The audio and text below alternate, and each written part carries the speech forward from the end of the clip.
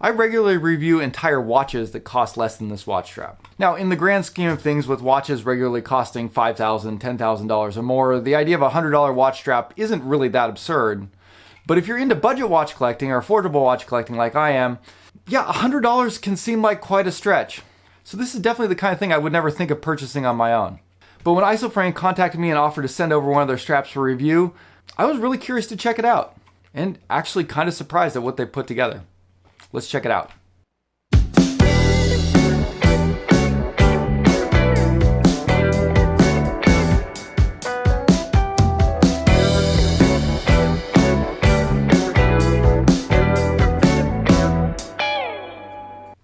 Hey guys, this is Dave. Welcome back to Just the Watch, the budget watch collecting channel, where I like to talk about everything related to watch collecting on a budget. Today we're taking a look at a strap that might not seem like it fits into this budget watch collecting category.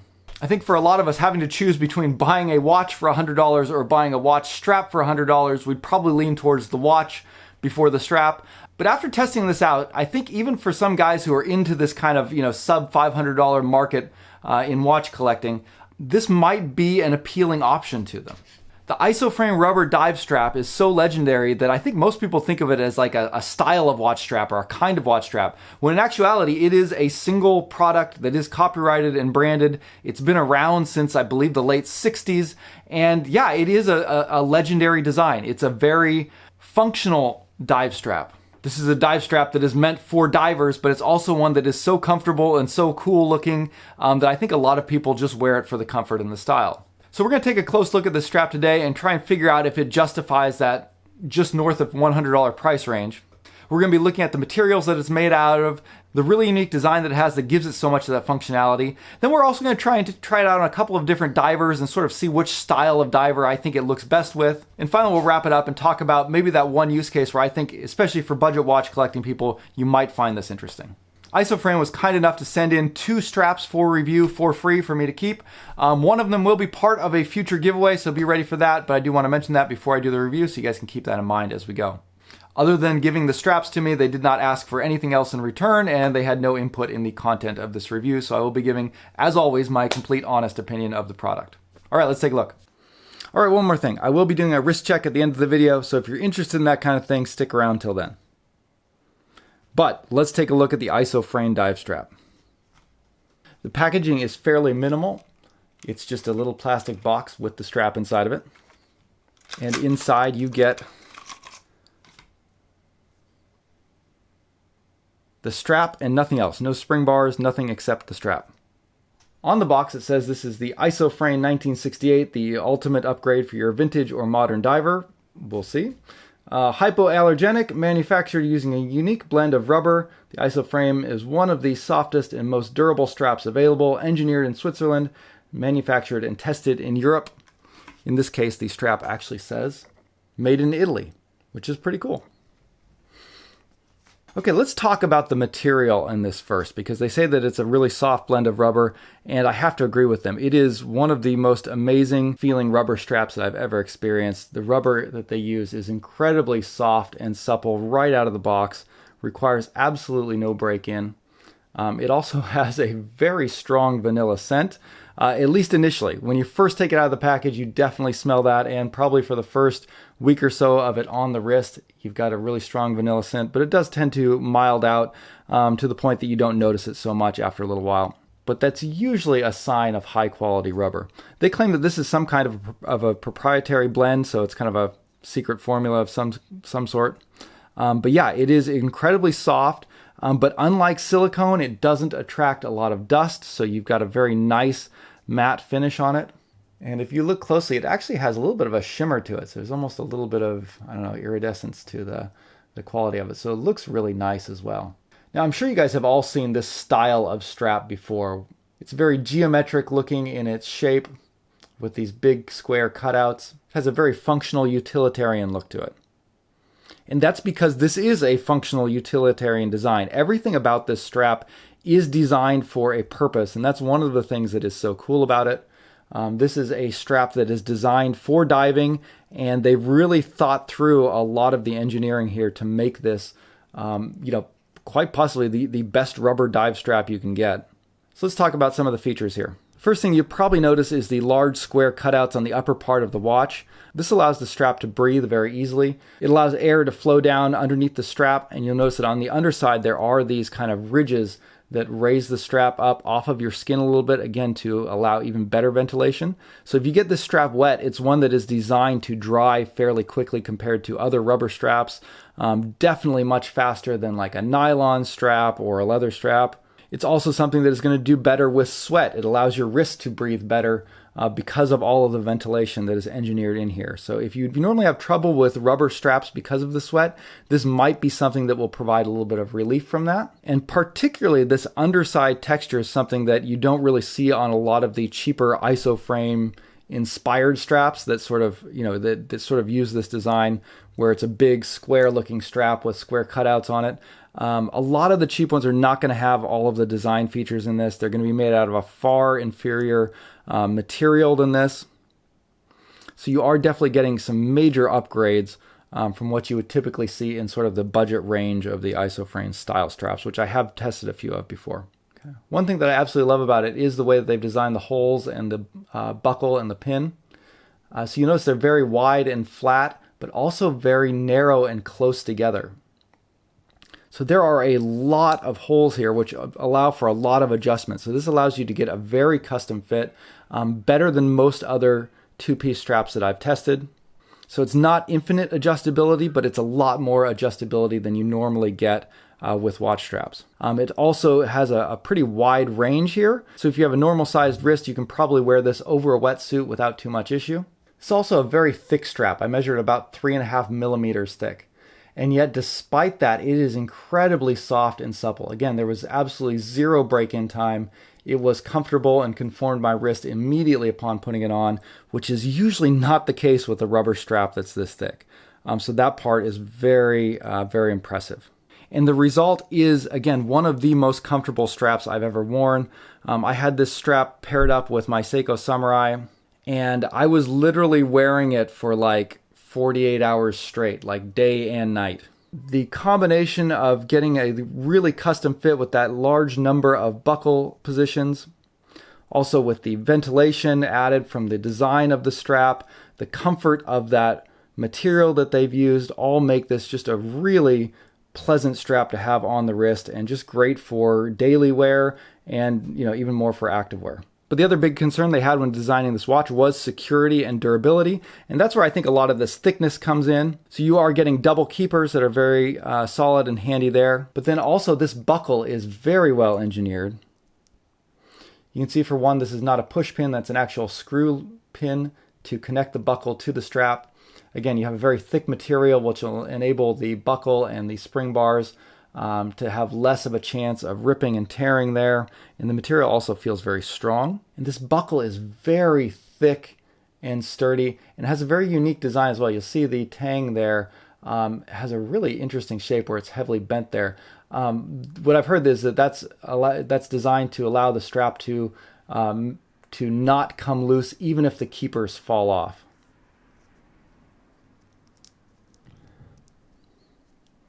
So the strap kind of locks itself into place because of the design of that buckle there. So like that, because the buckle goes down so wide, even when the keepers are not attached, it's not going to come loose. So again, incredibly comfortable, incredibly well designed, but still pretty pricey. So let's move on and talk about how it looks on different watches. Now, ISOfrane was kind enough to send me 2 straps in for review, so I have 2 different colors here to try out. And so I've selected 4 dive watches to give this a try with, to kind of give a bunch of different flavors. Again, I only collect in the affordable range, so all of these dive watches are priced at around, probably $400 or less. So maybe not the typical use case for this watch, but it'll give you an idea. See, and the styles that I'm choosing from here, these 2 are kind of vintage style watches.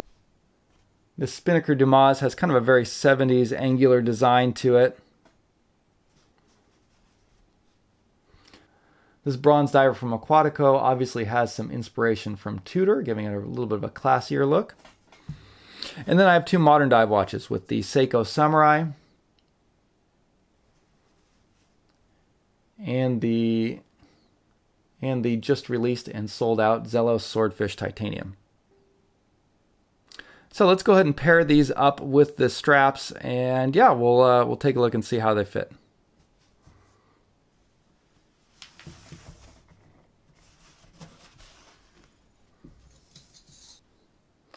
Okay, so first up we have the Seiko Samurai, and I've paired it up with the kind of dark navy blue one, which I think matches really well with the kind of Pepsi dial style of this. And that is one of the nice things about the ISOfrane straps, is they offer them in a really wide range of colors. If you want to get something really bright and bold, they have yellow, they have orange, but then they have classic colors like black and blue, and I think there's a green one as well. So lots of cool color options there. One thing to note, I did not use the Seiko Fat Boy spring bars on here. You know, the hole is meant to fit a standard size spring bar. It looks like it's flexible enough that you could probably push a Fat Boy in there. You might have a hard time getting it out, which is why I didn't use one, but that is one thing to note. But even with just standard spring bars, it's still a pretty good fit to the watch. Now, what I love about this combination is that you're matching an ISO certified diver in the Seiko Samurai with a legendary dive strap, and together this pairing, you're getting a pretty functional, you know, diving watch for under $500, counting both the strap and the watch. So you're still, you know, keeping it in that kind of budget price range, and getting a really amazing package there. Not to mention, it's, again, incredibly comfortable, wears well, the colors match, it looks great. So this is a really fun pairing. And for me, this would be probably the most likely scenario where I might go out and spend the money on one of these straps to pair it up specifically with this watch. Moving on. All right, next up we have the Zelos Swordfish. And this is another great pairing. So the Zelos has a very modern, almost futuristic design, very kind of functional and utilitarian looking. And I think this sort of really tool-like dive watches work well with this strap. The squares play into a lot of the angles on this watch in particular, and I think it just looks great. And on the wrist, again, feels great, looks great, really good match. So again, with these watches that have more of a modern aesthetic, I think this is a really easy pairing, and it's going to look great on a lot of those watches.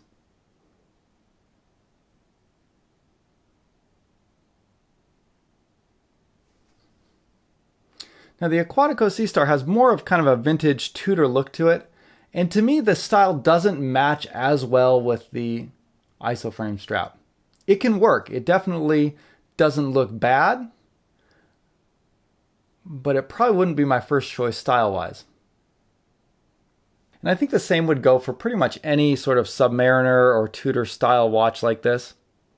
In my opinion, it's not the best fit for the aesthetics of the watch. Those tend to be, for me, a little bit more dressy, a little bit more classic looking. But those are very functional watches, and when you put this strap on a watch of that style, it really gives it more of a tougher look, like you're about to actually take this watch and use it for diving and use it for its intended purpose. So from that aspect, it can be a kind of a cool look, and yeah, I think that's what you get a lot of times with this. So if that's the look you're going for, then I think there's a lot of cases where this will be a good choice. Okay, last one I'm going to pair with is the Spinnaker Dumas, and I just want to show you the lugs here, because the lugs on the Dumas are very narrow, and I often have a difficult time fitting thick straps in here, and yet I am able to get this on there without too much trouble. In this case, the trick is simply to install the strap kind of more upright like this, rather than I normally would like this, and I'm able to get it in.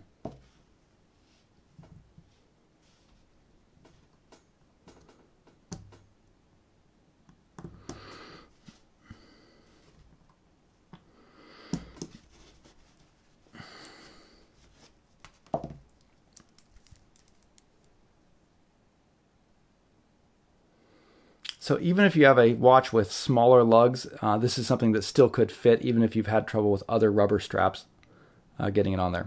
Not going to guarantee it, but it's something to keep in mind. Style-wise, I think that this looks great with the Dumas. I mean, the Dumas is meant to be inspired by watches from the 70s, dive watches from the 70s, right when ISOfrane was in its peak.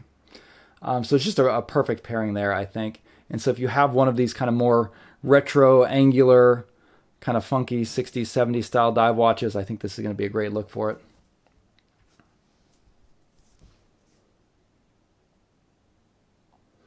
Pretty much the style of watch I think this was designed for. And again, being able to match the colors is great. The sort of navy on the navy on the bezel and the markers really match the strap as well. So it's really fun to be able to have all those color options to play around with. Okay, so what is that one use case where I would really consider using this strap for me, even as a budget watch collector? And that would be to pair it up with my Seiko Samurai. And the reason for that is because the Seiko Samurai is the most functional dive watch that I have. It is the only ISO certified diver that I have. It has the diver's 200 meter water resistance rating on it. And if you pair it up with this ISOfrane rubber strap, what you wind up with is an extremely functional dive watch at right around $500. So if you are in that like $500 price range, it's kind of an interesting proposition. And I thought, at first I thought maybe I was a little bit crazy even thinking this, but I went on Instagram to try and see what other watches people were pairing it up with. And there are a surprising amount of people that are using this with a Seiko watch. And again, I think that can make a lot of sense. The ISOframe strap is one of the most comfortable, most functional straps I have ever used.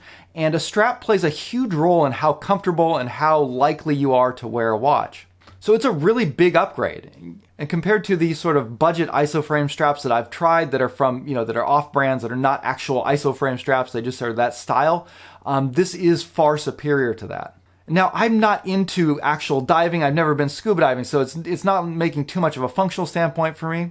But even for someone like me, it's kind of cool to have a pairing like that, where you have an ISO certified diver paired up with a legendary, comfortable, functional dive strap like the ISOframe.